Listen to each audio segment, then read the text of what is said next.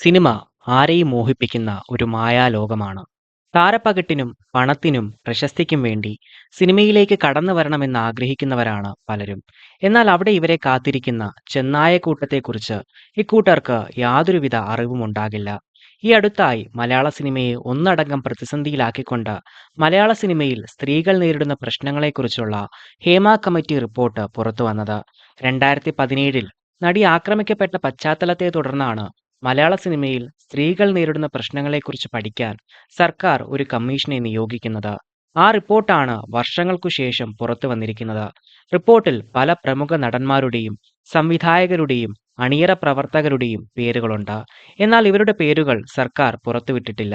എന്നിരുന്നാലും ഇതിനുശേഷം പല നടിമാരും തങ്ങൾക്കെതിരെ നടന്ന ലൈംഗിക അതിക്രമങ്ങളുടെ വെളിപ്പെടുത്തലുമായി മുന്നോട്ട് വന്നിട്ടുണ്ട്. മലയാള സിനിമയിലെ മാഫിയയെക്കുറിച്ചും തങ്ങൾക്കിഷ്ടമില്ലാത്തവരെ സിനിമയിൽ നിന്ന് സംഘടനകൾ വിലക്കുന്നതിനെക്കുറിച്ചും മഹാനടൻ തിലകൻ വർഷങ്ങൾക്ക് മുമ്പ് പറഞ്ഞിട്ടുണ്ട്. ഇവരുടെ താല്പര്യങ്ങൾ സംരക്ഷിക്കാത്തതിന്റെ പേരിൽ അദ്ദേഹത്തെ പല സിനിമകളിൽ നിന്നും ഇക്കൂട്ടർ വിലക്കിയിട്ടുണ്ട്. മലയാള സിനിമ ഇന്ന് ലഹരി മാഫിയയുടെ പിടിയിലാണ്. സിനിമാ സെറ്റിൽ അടക്കം ലഹരി ഉപയോഗിക്കുന്നതിനെക്കുറിച്ചും കൈമാറ്റം ചെയ്യുന്നതിനെക്കുറിച്ചും നമ്മൾ കേട്ടിട്ടുണ്ട്. പല യുവ നടന്മാരും ഇത്തരത്തിൽ ആരോപണ വിധേയരായിട്ടുണ്ട്, പിടിക്കപ്പെട്ടിട്ടുണ്ട്.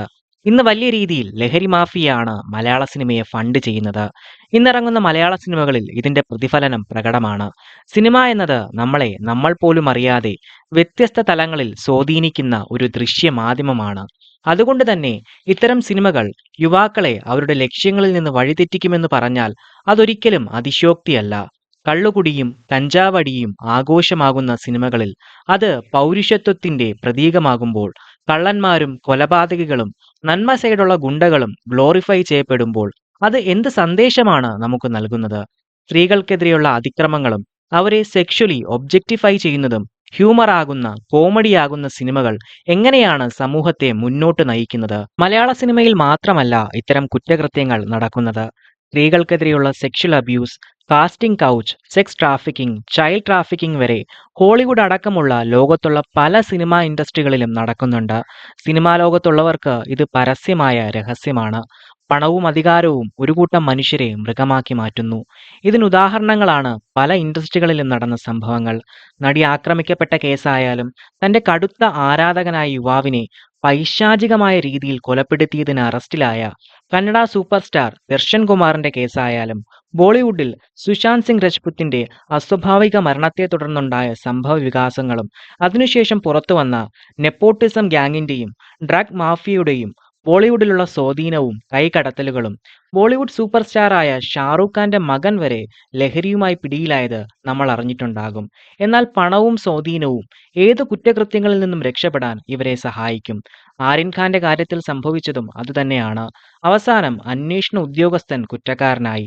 അവസരങ്ങൾക്കായി സ്ത്രീകളോട് ഓപ്പണായി സെക്ഷൽ ഫേവർ ചെയ്യണമെന്ന് പറയാൻ പലർക്കും മടിയില്ല. ബോളിവുഡിൽ പുരുഷന്മാർ പോലും ഇതിന് ഇരകളാണ്.